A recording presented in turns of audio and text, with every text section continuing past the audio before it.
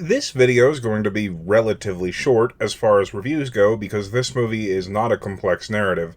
So I'm going to just go over some interesting bullet points and then give a quick opinion on the film and whether I think it's worth watching. Let's start with what the actual heck is going on in the movie. And to be honest, I have no real idea for the most part. This is because quite a bit of information regarding this story's setup is not actually in the movie or even in the previous MonsterVerse movies. From what I can tell, it's in a tie-in graphic novel and maybe a few other bits of non-film material. I wish I were joking. It honestly kind of gives me old school Dune vibes. Doug is awesome. This thing is my favorite part of any of these movies, and no one is going to change my mind about that. There's just something adorable about its off-brand derpy Godzilla-ness. Baby Kong is kind of adorable. As with all children, I would never turn my back on this thing. However, unlike real children, this one quickly learns from its mistakes and can be kept in line by a proper role model, which might actually be the most unrealistic thing about this kaiju movie.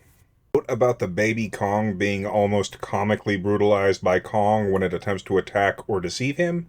These two are not human and do not live within a human society.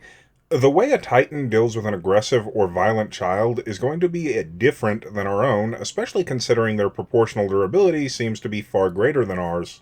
So, what I'm actually trying to say here is, please, by the Nine Divine, don't go using your child as some kind of makeshift weapon or club. Alas, poor Tiamat, we barely knew ye.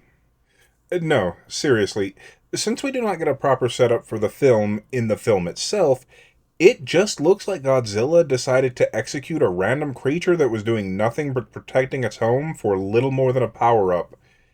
Tiamat is said in the film to be fiercely territorial, so it probably wasn't venturing out bugging people, especially considering it made its nest in the flipping Arctic.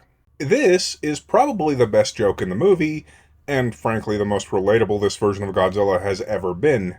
We've probably all found that spot we love napping in. The Scar King is weak and relies on a stronger Titan. This psycho puts up a fairly good fight against Kong at first, but then starts struggling and proves to be the inferior Titan by having Shimo attack Kong, because he himself simply couldn't win against Kong fairly. It makes this world-ending threat look kinda ridiculous. Shimo's the real threat, and the poor thing doesn't even want to be one. It gets worse when you realize none of this king's so-called army made it to the surface with him. I don't think. And a lot of them probably wanted the lunatic dead anyways. Iron Kong. I always wondered what King Kong would look like in Iron Man armor. Too bad we didn't get a full-body suit, because the gauntlet's pretty damn cool. Would I recommend this movie? As long as you don't mind turning off your brain and enjoying giant monsters fighting, then yeah, give it a go. If, however, you want proper setup and a logical story, either run away or at the very least lower your expectations, because as I said, a good chunk of this film's setup is in peripheral materials that most casual fans of the MonsterVerse probably didn't even know existed. Well, that's about all I wanted to say about this movie, so thank you for listening to my inane ramblings.